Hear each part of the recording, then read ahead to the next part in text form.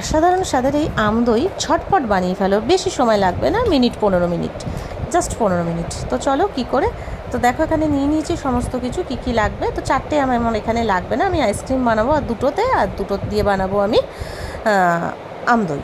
তো আমদইয়ের জন্য আমি 500 যে একদম পুরো যে ঘন দুধটা পাওয়া যায় সেই একটা প্যাকেট নিয়ে নিয়েছি, কারণ প্রথমবার ট্রাই করছি, বেশি দিয়ে আমি করিনি, 500 দুধ দিয়েই করেছি। ঠিক আছে, এক প্যাকেট নিয়ে এসেছি, ফুল ফ্যাট মিল্ক যেটাকে বলে। তো এবার ওটা গরম করতে থাকবো 5 মিনিট হাই ফ্লেমে ফোটানোর পর ওর মধ্যে একটু করে ফ্লেমটাকে লো করে দিয়ে 2 প্যাকেট যে গুঁড়ো দুধ আমি দিতে থাকবো, একটু একটু করে, মানে 10 টাকার যে প্যাকেটগুলো হয় ওটা 2 প্যাকেট দেবো।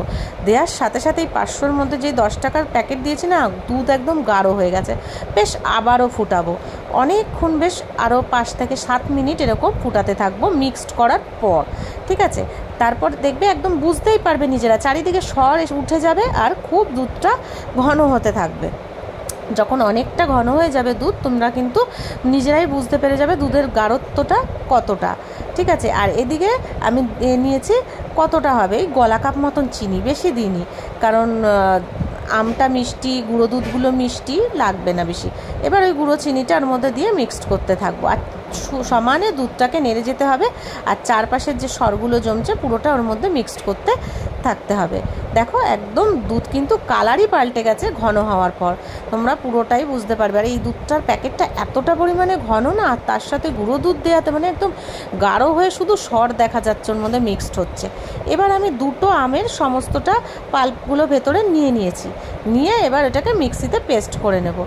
এত সুন্দর একটা মিহি পেস্ট বানাবো যাতে আমের সাথে মিক্সড হয়ে যায়। এরপর আমি 500 দুধের জন্য 100 গ্রাম টক দই দোকান থেকে কিনে এনেছিলাম, দিয়ে এবার ওই আম পেস্টের সাথে মিক্সড করে আরও ঘুরিয়ে নিয়ে একদম এরকম একটা পেস্ট বানিয়ে ফেলবো।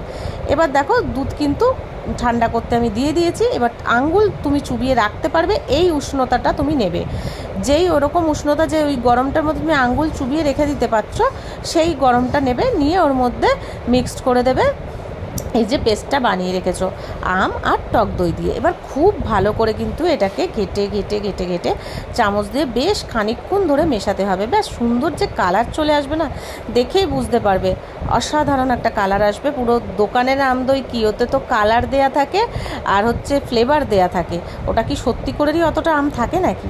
একদমই নয়। তো এটা বানিয়ে খেলে অবশ্যই বুঝতে পারবে। আমাদের গাছের আমটা ছিল হিমসাগর আম, তোমরা জানো, সেটা দিয়ে করেছি।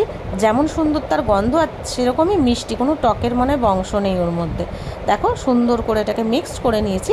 এবার আমি একটা স্টিলের টিফিন বক্স নেব, ঢাকনা দেওয়া টিফিন বক্স। ওই টিফিন বক্সটার মধ্যে এই মিশ্রণটা আমি ঢেলে দেবো। আর ওইদিকে আমি কড়াইয়ের মধ্যে জল স্ট্যান্ড বসিয়ে গরম বসিয়ে দিয়েছি, মানে ফুটছে জল। আর এদিকে এইটা কাজটা হয়ে গেলেই আমি ঢাকনাটা ঢেকে নিয়ে ওর মধ্যে বসিয়ে দেব। আর আমি একদম ঘড়ি দেখে 25 মিনিট মতন লো ফ্লেমে এটাকে মানে ভেপার করে নিয়েছি, ফুটিয়ে নিয়েছি। ব্যাস, তারপরে ঢাকনা যখন একদম ঠান্ডা হয়ে যাবে, 25 মিনিট পর গ্যাসটা বন্ধ করে দেবো। এবার যখন ভেতরের যে তাপমাত্রাটা একদম নর্মাল হয়ে যাবে, তখন টিফিন বক্সটা আমি বার করে নর্মাল এমনি হাওয়ার নিচে ঠান্ডা করতে রেখে দেবো। ব্যাস, তারপরে ফ্রিজে দিয়ে দেবো।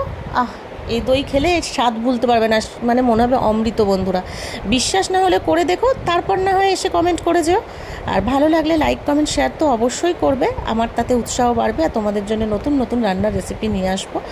তো টাটা, সবাই সুস্থ থেকো, ভালো থেকো। আর এই আমদই বানিয়ে খেও কিন্তু, আর খেয়ে তবেই আমাকে কমেন্ট করতে এসো, না হলে বলবে যে কি আমি কি সত্যি বললাম কি মিথ্যে বললাম। তোমরা না খেলে এর স্বাদটা বুঝতে পারবে না যে কতটা অমৃতের মতন।